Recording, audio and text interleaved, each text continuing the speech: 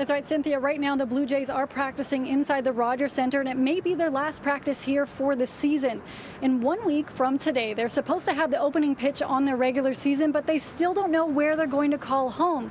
Like you mentioned, Doug Ford on Thursday night, as well as the municipal government, gave the Jays the okay to play at the Rogers Centre this season, but that's not enough. Those are only two of the three pieces to the puzzle here. The Blue Jays still require written federal approval, and that has yet to be delivered as we sit here right now. That could change any moment, but as things stand, the Blue Jays are still waiting for that. The Jays have been actively trying to make the Rogers Centre their home for the shortened 2020 season. For weeks, the organization has been trying to come to an agreement with the federal government for the team to be able to play in Toronto. It includes a 176-page return-to-play plan from Major League Baseball. But there's lots of red tape they need to get by. Quarantine rules, travel rules, behavioral rules, all kinds of things have to be sorted out here in order to guarantee there won't be a risk to public health if Blue Jays games are played at Rogers Centre this season. If the Jays got the green light, visiting teams and the Jays would be in a modified quarantine at the hotel in the Rogers Centre. That's where the Jays are currently staying.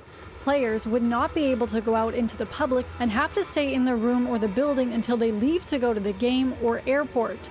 But what if the Jays don't get approval to play in Canada?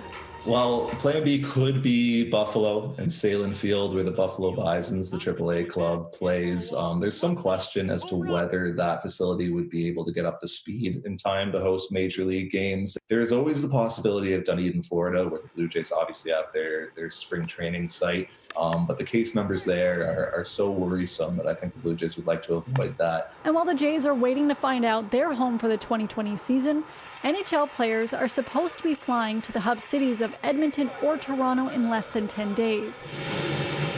On Thursday night, a storm ripped through Edmonton, and soon after, videos and photos of water inside Rogers Place, where the Western Conference teams would play, and also where the Stanley Cup would be played, started to surface. As we get more and more information, the sense is that it's kind of like if your basement floods, the flood is held to a certain area, and this area is near the Wayne Gretzky statue. It's where you walk in, where fans would often walk in off one of the main streets, and also Fort Hall also has a little bit of flooding. But for the most part, I think I wouldn't say the good news is, but the news that there won't be fans allows this to be a less impactful problem than it could have been. Rogers Place and the Oilers both issued statements regarding the damage to the building, but it doesn't seem like it will affect the team being the NHL's hub city host. I don't see this affecting Edmonton being a hub city at all. It is a nuisance. It is something they weren't expecting.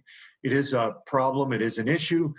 But I don't think it's any of those to the degree where the NHL has to say, I don't think we can play in Edmonton anymore.